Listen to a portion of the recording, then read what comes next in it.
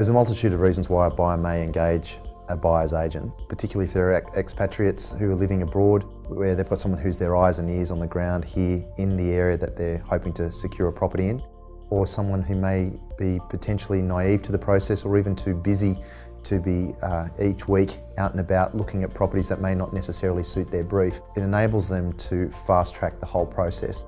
That is, dealing with building inspectors, dealing with solicitors. On top of that, it's also a function of them, rather than having to look through 10, 12, 15 properties that may not necessarily fit that brief, only to find one, they're looking at 3 properties. So a buyer's agent is very helpful for those people in that process.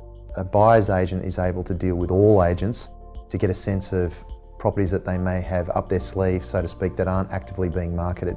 So right now there's a huge number of properties being sold off market, and that's definitely where a buyer's agent sort of rises to the fore, where they can assist people through that process. Apart from that, I think buyer's agents are very helpful in being, I guess, a sounding board.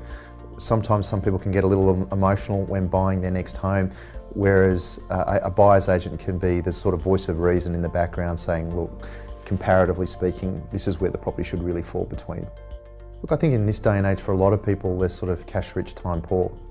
And so rather than having to deal with a multitude of selling agents, their agent, who is acting on their behalf, is whittling down the actual properties that would be of interest to them. So I think that that's certainly offset by whatever fee a buyer's agent may be securing in the meantime.